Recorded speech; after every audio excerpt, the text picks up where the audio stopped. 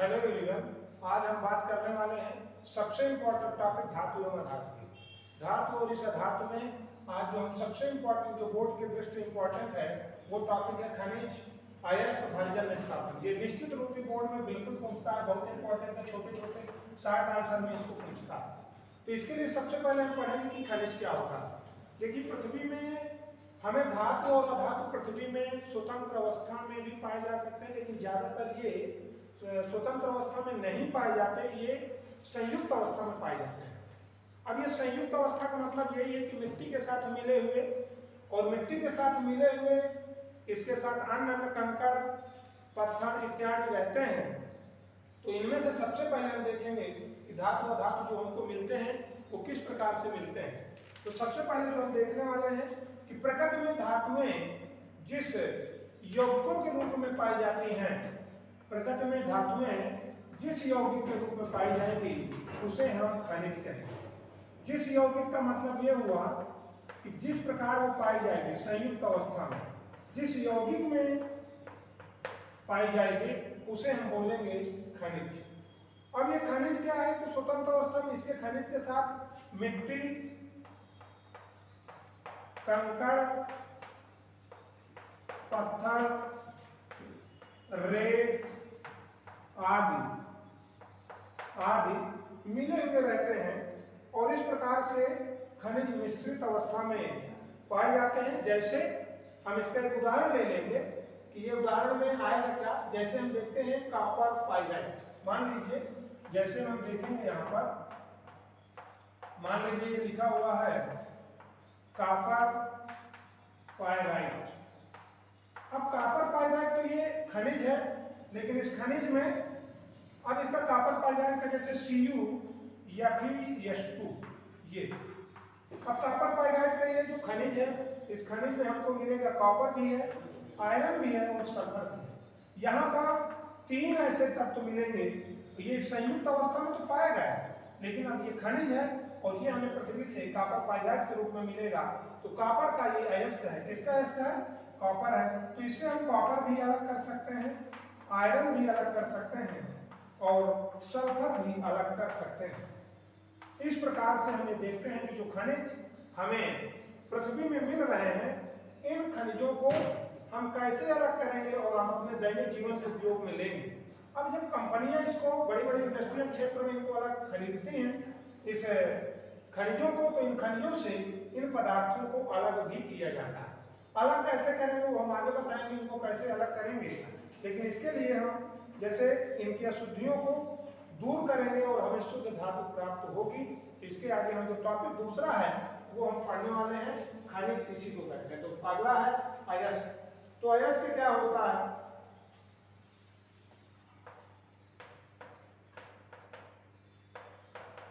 अब आता है अयस्क।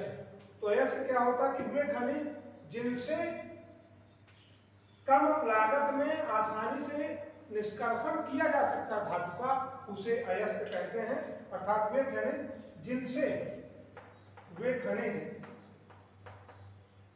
जिनसे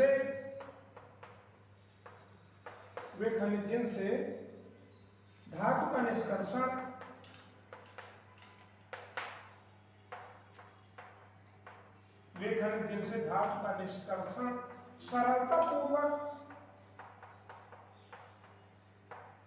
सरलतापूर्वक और कम खर्च के साथ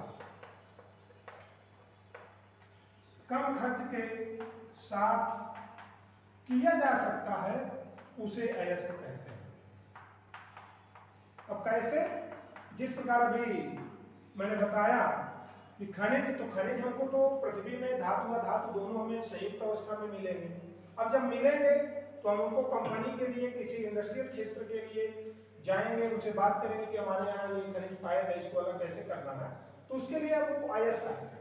तो अयस्क होता क्या है? तो वे खनिज जिनसे धातु का निष्कर्षण सरलतापूर्वक कम खर्च के साथ किया जा सकता है, आसानी से किया जा सकता है, उसे हम अयस्क कहते हैं। जैसे मान लीजिए कि हार्न सिल्वर, जैसे हार्न सिल्वर। अब हार्न सिल्वर में आपका इसका जो फार्मूला बनेगा हार्न सिल्वर का, वो बनेगा AgCl। अब इसमें से हमें शुद्ध चांदी मिलेगी। क्या मिलेगी? चांदी मिलेगी। अब ये चांदी जो मिलेगी संयुक्त अवस्था में पाई गई, अयस्क आया, इसको कंपनी अपने क्षेत्र में अन्य तमाम भौतिक विधियों द्वारा पहले इनको अलग करेंगे और इसके बाद हम रासायनिक विधियों द्वारा इनको शुद्ध रूप में हमें ये चांदी मिलेगी। इसी प्रकार से जैसे कार्नेलाइट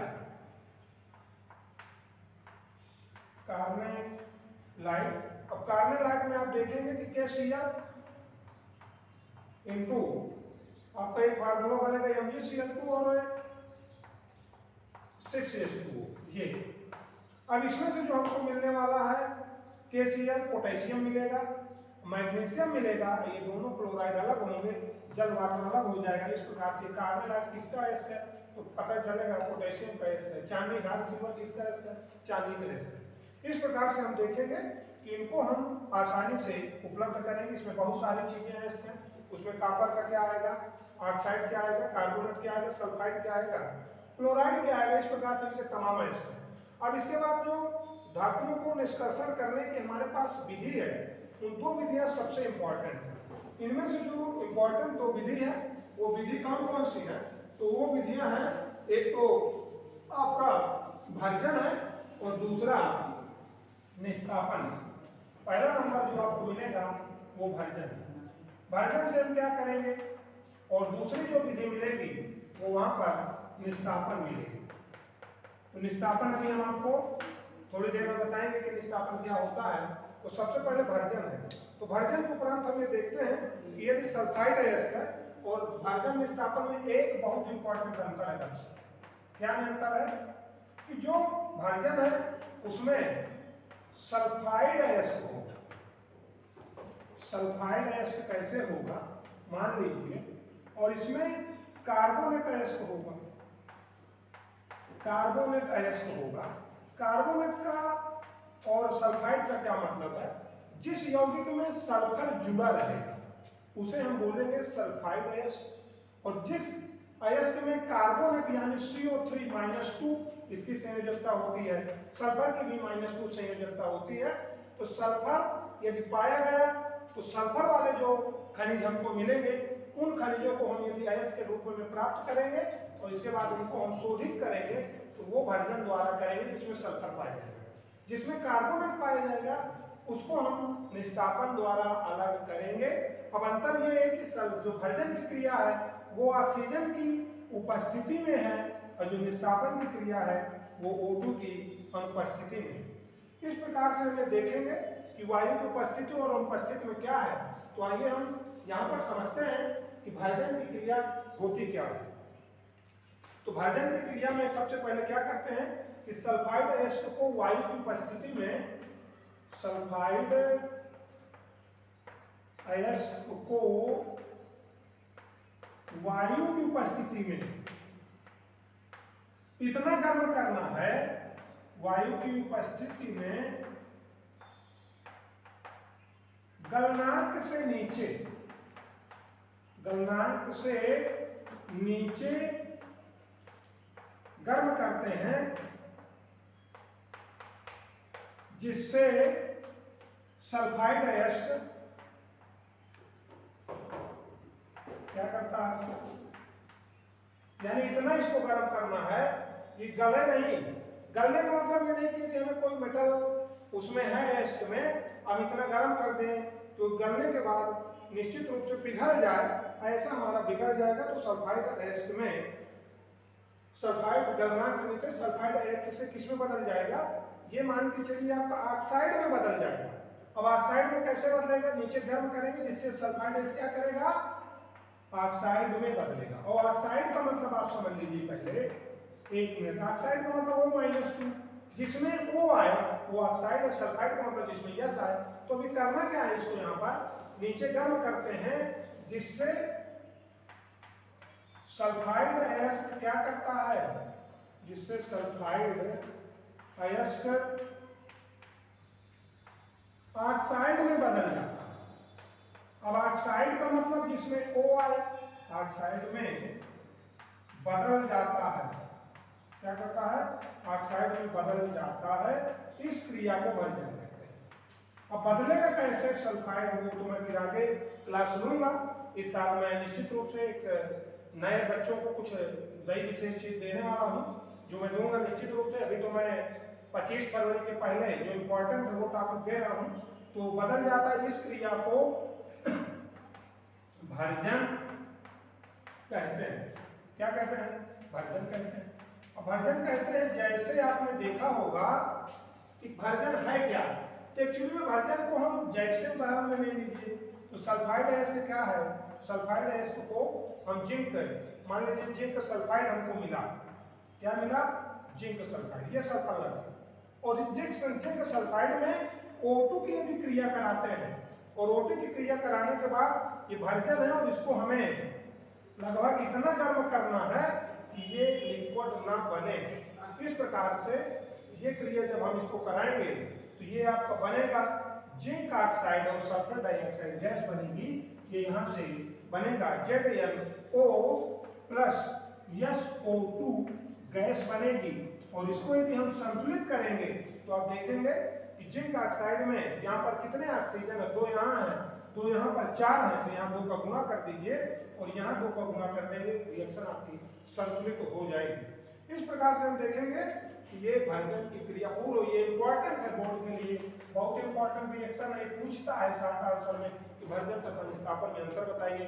अब आगे हम निष्कापन पढ़ेंगे, तो भर्जन से हमें जब ये मिल जाएगा जिंक ऑक्साइड, तो आसानी से हम इससे जिंक अलग कर लेंगे। इस प्रकार से हमें इस अयस्क से जिंक धातु प्राप्त हो जाएगी। अगला जो धातु प्राप्त करते हैं, क्योंकि अयस्क जो मिलेगा वो कई रूप में मिलेगा, तो निष्कापन में क्या करना है? निष्कापन में कार्बोनेट अयस्क को, इसमें अर्थात जिसमें CO3-2 आता है, उस कार्बोनेट को हम किस में बदलेंगे? तो कार्बोनेट को जो बदलना है उसको भी ऑक्साइड में बदलना है। ऑक्साइड दोनों में बदलना है, बट अंतर इतना है कि ये ऑक्सीजन की उपस्थिति में है, तो इसका मतलब ये हुआ कि वायु की अनुपस्थिति में जिस सांद्रित अयस्क को वायु की अनुपस्थिति